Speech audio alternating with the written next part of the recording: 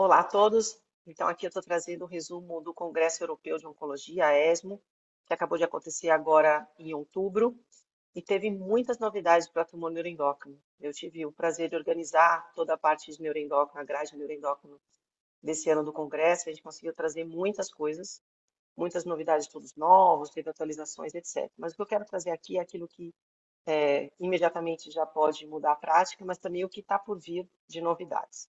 Então, um dos estudos mais importantes se chama ASPEN, e foi um estudo que avaliou pacientes com tumor neuroendócrino de pâncreas pequenos. Então, não é incomum, às vezes, o paciente fazer algum exame de imagem e aparece ali um nódulo no pâncreas que se sugere que seja um neuroendócrino, e aí os pacientes, claro, ficam preocupados, acabam procurando muitas vezes um cirurgião, e aí tem a discussão se a gente indica direto a cirurgia, se espera um pouco. Hoje, as diretrizes internacionais, nacionais sugerem que a gente pode esperar um pouco, mas nunca teve um estudo tão importante, tão robusto como o ASPEN. Então, no ASPEN, foi um estudo europeu de vários centros, de mais de 1.000 pacientes com tumor neuroendócrino de pâncreas menor do que 2 centímetros. Desses 1.000 pacientes, 860 foram só acompanhados. E mais ou menos aí 150 foram operados, e a decisão de operar era de cada centro.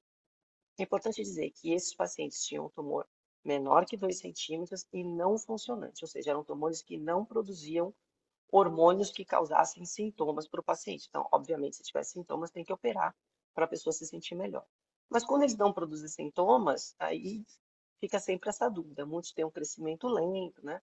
Então, o estudo acompanhou esses pacientes por uma média de 7 anos, e nesses 7 anos, 18% o tumor cresceu um pouco e precisou ser operado. Ou seja, mais de 80% em 7 anos o tumor não cresceu.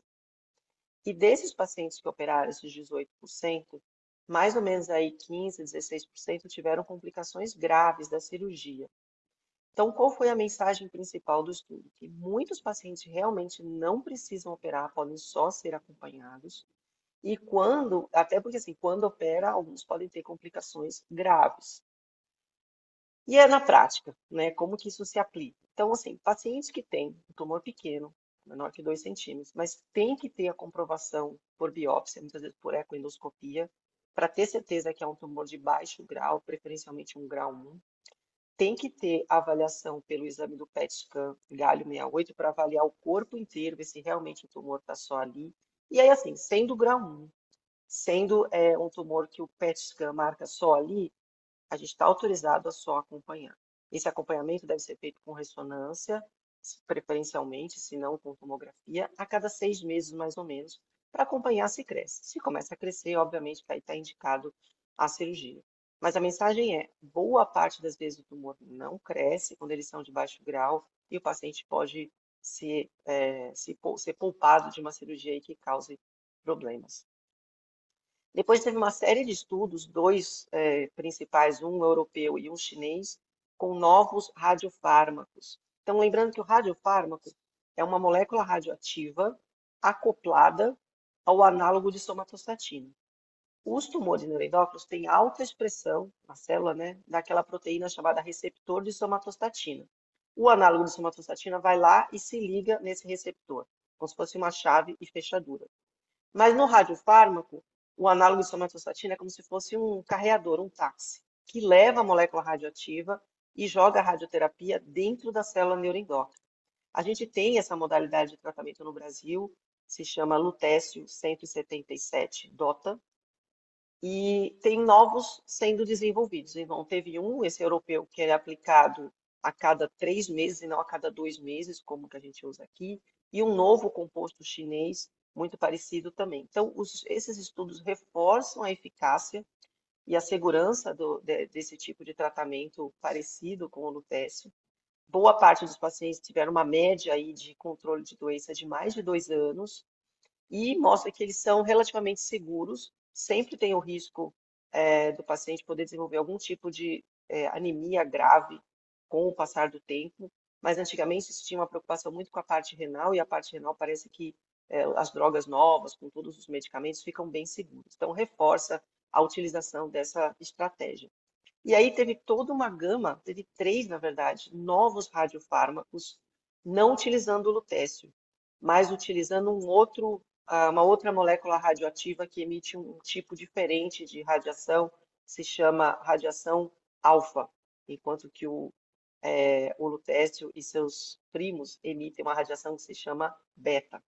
Essa radiação alfa, ela é muito mais potente, então dá uma energia muito forte e dá um resultado mais rápido de redução do tumor. Foram três que foram apresentados ainda em estados iniciais, né?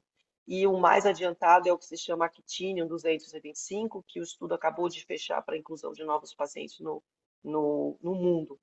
Lá na Camargo, a gente conseguiu incluir 6 pacientes que estão em acompanhamento nesse momento. A percepção é de que eles são mais efetivos, ainda que alguns efeitos colaterais precisam ser mais avaliados e a segurança com o passar do tempo. Mas a percepção é de que são remédios que vão vir para ficar mesmo. E aí, eu anotei aqui, teve uma outra parte, vamos dizer, de inovações em carcinoma neuroendócrino, que é uma área assim carente, então, desde a época que eu fiz residência, há mais de 20 anos, se usa o mesmo tipo de tratamento. Cisplatina, etoposide, cisplatina e irinotecano, que é uma quimioterapia. Os carcinomas neuroendócrinos são tumores raros e agressivos, a maioria das vezes o paciente tem já doença avançada e uma sobrevida curta. E vamos dizer que assim, é uma doença órfã de novos tratamentos. Ele está tendo todo um investimento aí com novos medicamentos, um tipo de imunoterapia que se chama anticorpos anti-DLL3. Esse DLL3 é uma proteína que está presente em boa parte dos carcinomas neuroendócrinos, principalmente aqueles de pequenas células, que é uma célula, quando olha no microscópio, as células são pequenininhas. E isso é um exame que é feito simples por imunistoquímica na biópsia. A gente está fazendo reflexo no Camargo. Então, todo paciente que tem um diagnóstico de carcinoma neuroendócrino, automaticamente essa pesquisa já é feita. E aí, aqueles que têm, o tumor tem essa expressão, estão recebendo uma imunoterapia, na verdade, vários medicamentos que estão sendo testados, mas todos nessa linha de bloquear essa proteína, com resultados iniciais muito importantes. Então, quase metade dos pacientes acabam tendo uma redução muito importante do tumor, que é algo que não se via antes com a quimioterapia. A gente vai ter esse estudo no Brasil para o ano que vem, como o primeiro tratamento, então vai ser o tratamento de primeira linha, que a gente chama, então, a quimioterapia com ou sem um desses anticorpos. O nome desse medicamento é complicado, é Obrixtamig. Ele vai estar, a gente espera que o estudo abra no ano que vem. E, por último, a gente teve um estudo que foi latino-americano, que eu apresentei em pacientes com tumor neuroendócrino do apêndice. Então, a gente sabe que muitas vezes pessoas jovens acabam tendo um quadro aí de apendicite, vai para o pronto-socorro, opera, tinha um tumor neuroendócrino. Ou então, às vezes, mulheres que vão fazer cirurgia de endometriose, o ginecologista aproveita ali, tira o apêndice, vem um tumor neuroendócrino dentro do apêndice. Esses tumores, eles não são tão raros, eu diria que não são raros. Eles geralmente a gente vê em pessoas jovens, porque a gente vê associado a esses quadros, mas eles têm um prognóstico muito bom. Mas sempre tem aqueles casos que a gente não sabe se de repente tem um risco maior da doença voltar. E como nesses casos o paciente muitas vezes opera ou na emergência ou numa cirurgia ginecológica e tira só o apêndice, a gente não sabe se precisa complementar a cirurgia. Porque tirar só o apêndice não permite que a gente avalie as ínguas, os linfáticos, que a gente chama os linfonodos em volta, para ver se tem alguma célula que já foi para lá e complementar a cirurgia para que realmente seja uma cirurgia oncológica e cure o paciente. Existem alguns fatores de risco para a gente decidir se indica complementar a cirurgia ou não. Então, o grau do tumor, o tamanho, a distância com que ele está, na localização, se ele está mais na pontinha do apêndice, se ele está mais próximo do intestino, e tudo isso é levado em conta. Nesse estudo foram mais de 100 pacientes da América Latina, a gente tentou avaliar esses fatores prognósticos. Mas, na verdade, assim, a grande maioria se curou, né? Muito poucos pacientes desenvolveram metástase. Então, é um tumor com ótimo prognóstico, a grande maioria se cura. Mas é importante quem tiver o diagnóstico conversar ou pedir uma opinião aí se tem uma indicação ou não de complementar a cirurgia, porque alguns fatores realmente podem aumentar o risco disso acontecer. Eles não são comuns, mas podem acontecer. E como boa parte dos pacientes são jovens, a gente tem que fazer de tudo aí para a pessoa ficar curada. Então, esses foram os principais estudos aí, tem mais coisa depois que eu vou gravar aqui no canal, mas da ESMO, esses são os principais estudos que, na minha opinião, são importantes de serem mencionados.